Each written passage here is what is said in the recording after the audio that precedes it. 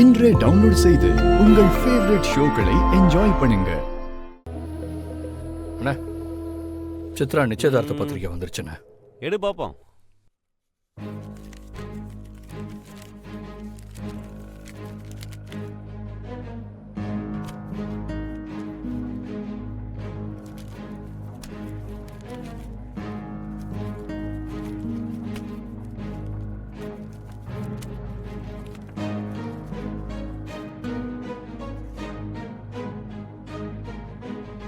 பா எப்படிப்பா இருக்கு? பத்திரிக்கை ரொம்ப அழகா மங்களகரமா இருக்குடா. சுனா,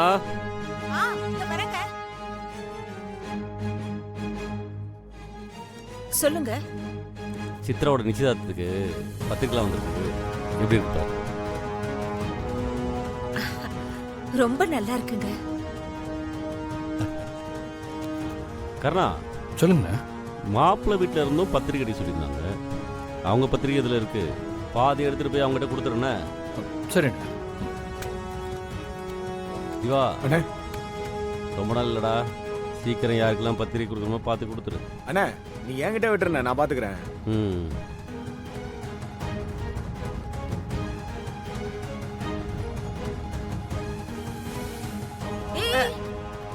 எங்க ரெண்டு பேரும் எங்க கிளம்பிட்டீங்க? கோயிலுக்குக்கா. என்ன திடீர்னு கோயிலுக்கு? திடீர்னாலும் இல்லக்கா, தெரியுது. இப்ப எதுக்கு கோயிலுக்கு போறீங்கன்னு தான் கேக்குறேன். அது ஜெயந்தி அக்காக்கு கூடி சீக்கிரம் குழந்தை பாக்கியம் கிடைக்கணும்னு வேண்டிக்க போறோம். இன்னைக்கு கர்ப்பராட்சிகா அம்மனுக்கு விசேஷமான பூஜை நடக்குது. அதுல கலந்துக்கிட்டா நல்லதுன்னு கேள்விப்பட்டேன். அதான் ஜெயந்தி அக்காவை கூட்டிட்டு போயிட்டு இருக்கேன். சரி, சித்ராவோட பத்திரிக்கை ஒண்ணு எடுத்து வச்சுக்கிறேன். நாம கோவிலுக்கு போய் எந்த பிரச்சனையும் இல்லாம நல்லபடியா நடக்கணும்னு 4 பேரும் போய் வேண்டிட்டு வந்துடலாம். இருங்க, நான் போய் முகத்தை கழுவிட்டு சித்ராவை கூட்டிட்டு வந்துடுறேன்.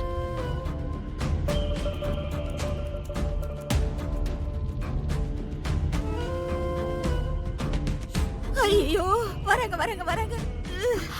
இப்ப யார் வராங்க? ஐயோ, அக்காவோட மக்கள் கோயிலுக்கு வராங்க. இது ஐயோ, இப்ப நம்ம என்ன பண்ண போறோம்? இது என்ன இது இப்படி சொல்லிட்ட? திடீர்னு அவங்க கேட்டாங்க, எனக்கு என்ன சொல்றதுன்னு தெரியல, அதான் அப்படி சொல்லிட்டேன். இப்ப என்ன செய்யறது?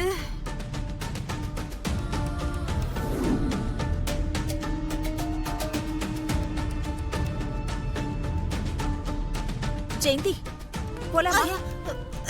போலாங்க, போலாம். சரி வா. அம்மா,